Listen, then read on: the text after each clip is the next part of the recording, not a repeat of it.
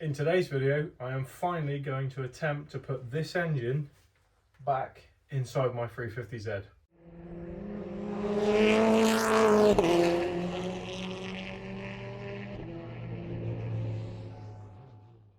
So yeah, if you're new to the channel, let me fill you in.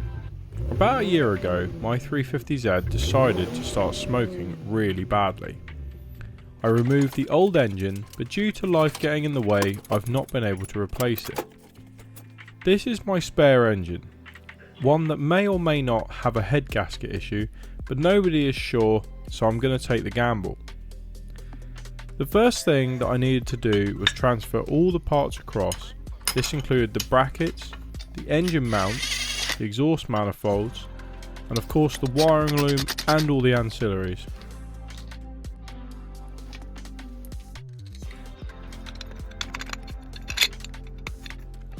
I put on a new clutch too, as the old one wasn't looking amazing.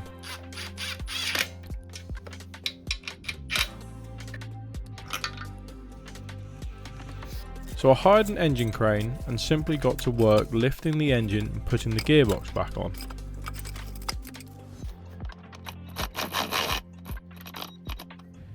Once on, it was time to attempt the transport of this engine into this bay. I learnt a few things when it came out, so hopefully putting it back in will be a lot easier.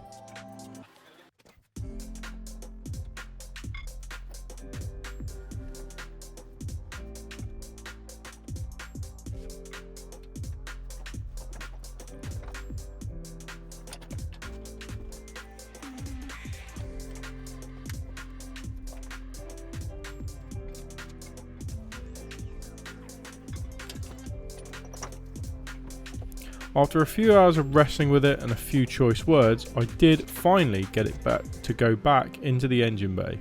Success.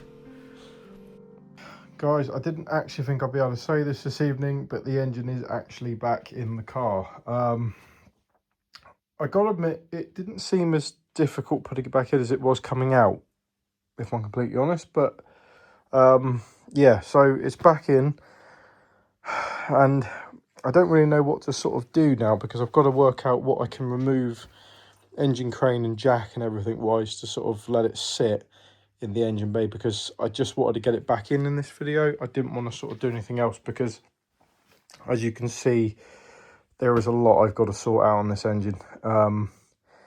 Thing with this sort of stuff, it is just massive car jigsaw puzzle. But we soldier on, so yeah, I'm going to sort of see if I can get rid of all the stuff I don't need for the time being.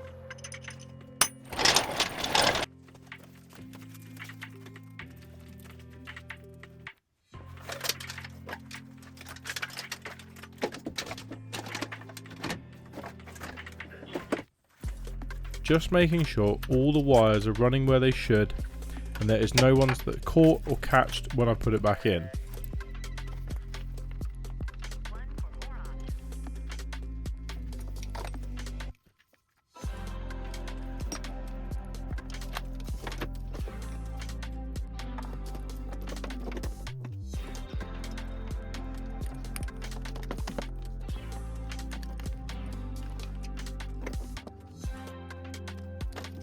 I needed to make sure that the loom was alright, because part of it goes down into the gearbox.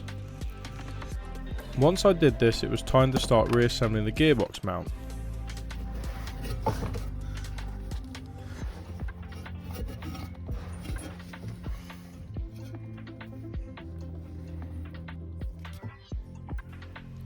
Once I got the loom back on and put in a gearbox bolt I missed, I was able to reattach the rubber mount and the actual mounting plate and bolt it back down to the car.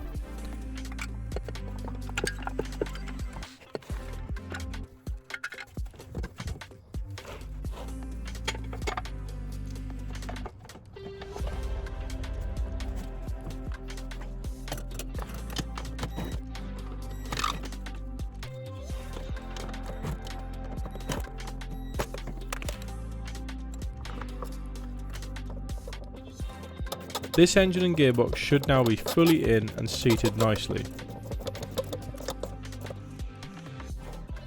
So there we have it, guys. The 350Z engine is actually back in and it is bolted in. The gearbox and the engine are bolted back into the car.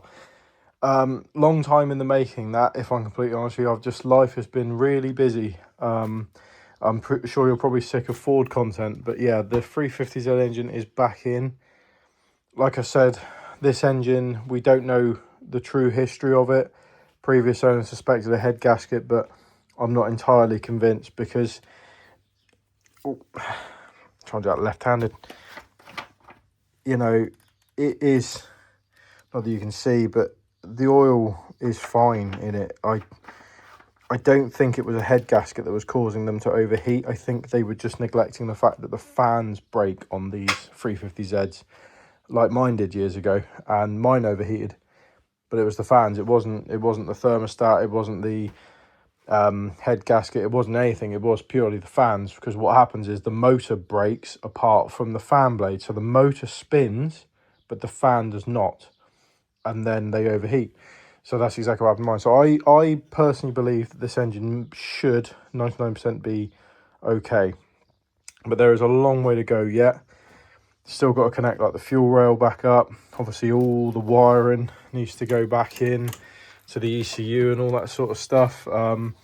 Obviously the massive missing piece at the front, all the radiator and everything, and then obviously bleed it and get it to start. But for now it's back in the car and I'm really happy where I'm at.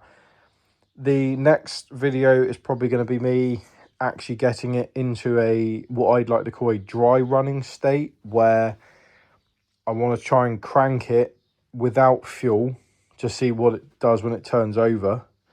And then we're going to give it, like, you know, we'll put it all back together, give it a bit of a service, just maybe change the oil, and then see how it does once we put the rad back on and bleed it all together, and then obviously rebuild the car, hopefully. But, you know, if not, well, we just got to keep going with it, haven't we? Because that's what project car lives are about. But for the moment, the engine is back in the car, and I'm really happy with the progress I've made.